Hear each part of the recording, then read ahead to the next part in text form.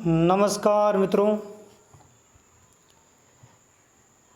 अपन का जो टॉपिक चल रहा था वो चल रहा था वैदिक सभ्यता। और वैदिक सभ्यता में अपने बात कर ली थी भोगोज के अभिलेख में।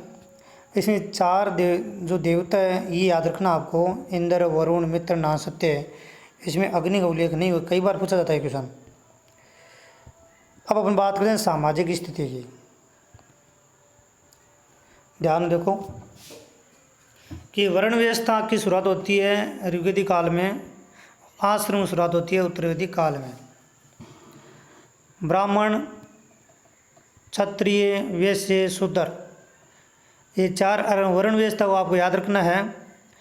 और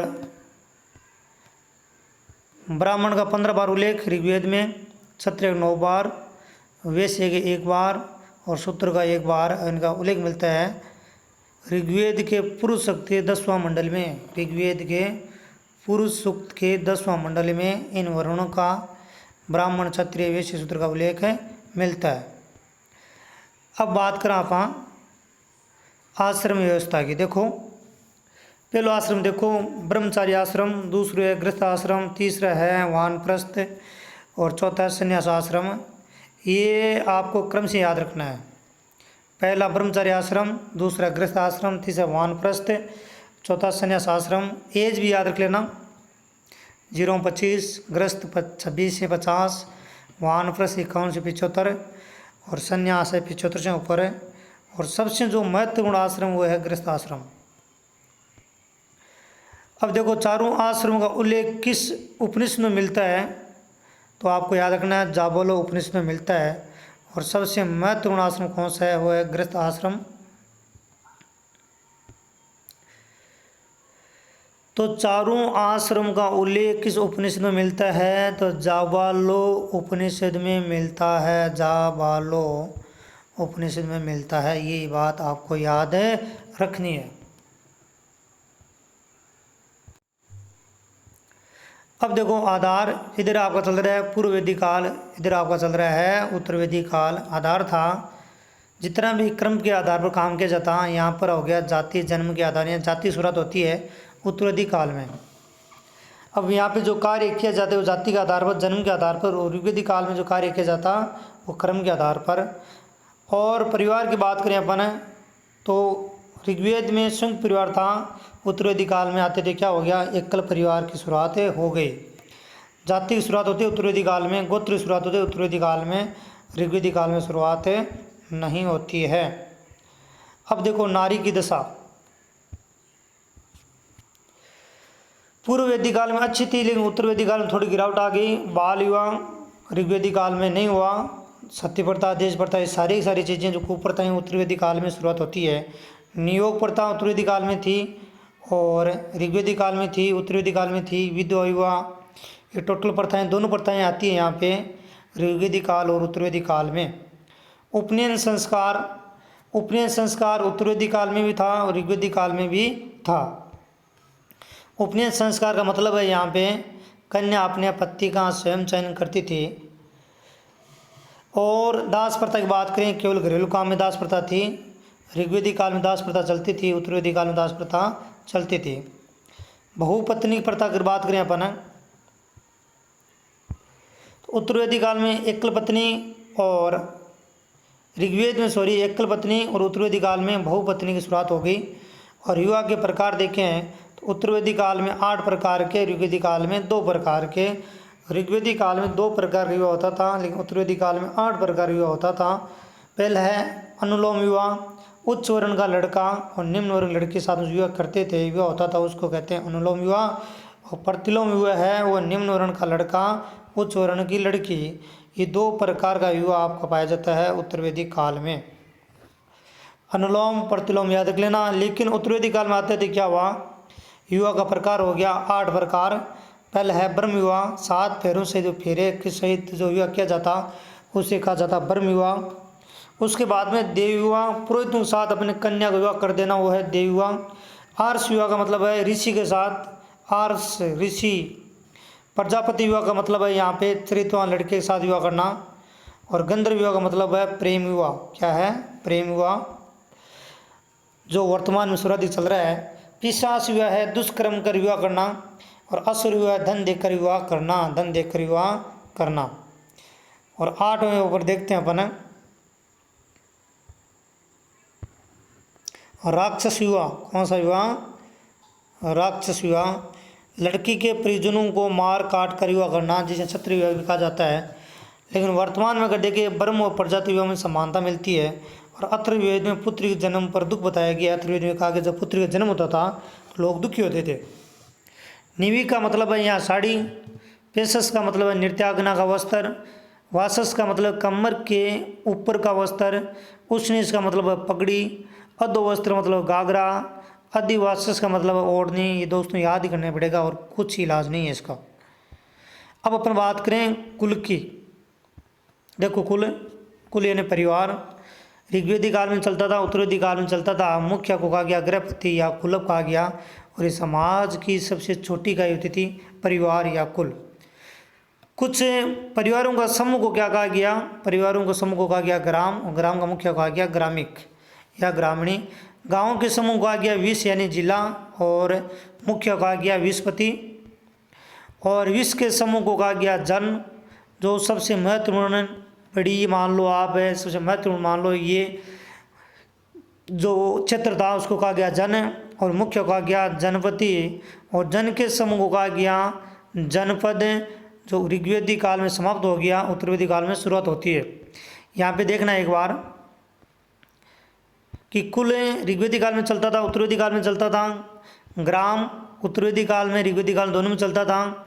विष ऋग्वेदी काल में चलता था, उत्तरवेदी काल में चलता था।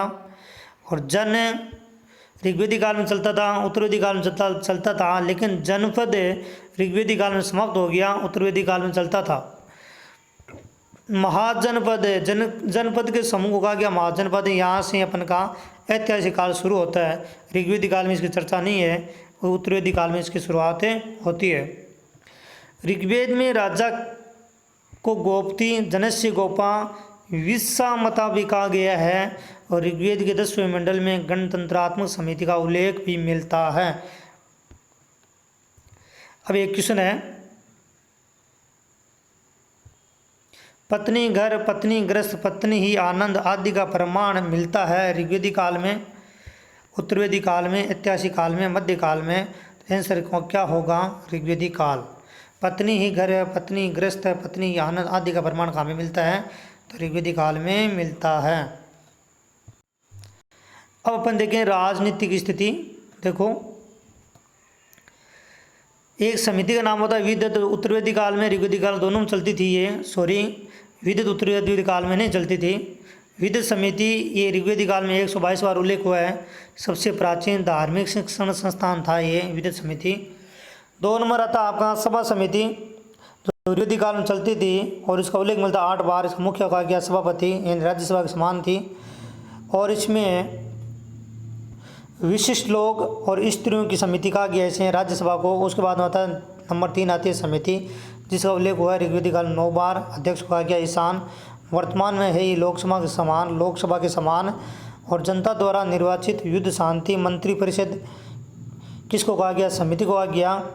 लेकिन आपको याद रखना है विशिष्ट या विरुद्ध लोग या स्त्रियों की समिति किसे कहा गया है? तो सभा समिति को कहा गया है। सभा और समिति को प्रजापति की 2 पुत्रियां कहा गया अथर्ववेद में। ये भी आपको याद रखना है। सभा समिति और समिति को प्रजापति की 2 पुत्रियां कहा गया है, ठीक है ना, अथर्ववेद में। लेकिन आपको याद रखना है जो ये विद्युत है ना, विद्युत, ये उत्तरवेदी काल में इस समिति का समापन हो जाता है। लेकिन उत्तरवेदी काल में 2 समितियाँ चलती है, एक सभा समिति, एक केवल समिति। 8 बार उल्लेख, 9 बार उल्लेख, 122 बार उल्लेख विद्युत का। राजा के पास अधिकार देखो ऋग्वेदी काल में सीमित थे, क्योंकि राजा निर्वाचित होता था। यहाँ राजा जन्मजात है तो अधिकार क्या हो गया? असीमित। राजा का पद निर्वाचित या चुनाव। और उत्तरवेदी काल में राजा का पद हो गया वंशानुगत। अधिकारी की बात करें अपन, पुराण वेदा का गया दुर्गों का भेदन, पूर्व का गया द्रुपति को, स्पष्ट का गया गुप्तचर को, इत का गया युद्ध संधि के प्रस्ताव को। और दोस्तों रीड के लिए वेरी मोस्ट आपका दशराग युद्ध है। ये आपको याद रखना किस नदी पर है? तो नदी है पुरुष नदी पर। 10 राग युद्ध रीड के लिए वेरी वेरी इंपॉर्टेंट है। ये 10 राग युद्ध उल्लेख मिलता है ऋग्वेद के 7वें मंडल में किस नदी पर, पुरुष नदी पर या रावी नदी पर। मध्य किसके मध्य हुआ 10 राग युद्ध? विश्वामित्र राजा सुदास के मध्य हुआ। और इसमें जीता कौन? राजा सुदास जीता है। विजेता कौन रहा? राजा सुदास। और इस युद्ध का कारण क्या था? कारण देख लो। राजा सुदास ने गुरु विश्वामित्र को हटा करके वो गुरु विशिष्ट को नियुक्त करते हैं। तब ये गुरु विश्वामित्र नाराज होकर के और राजा सुदास से क्या करता है? युद्ध करता है।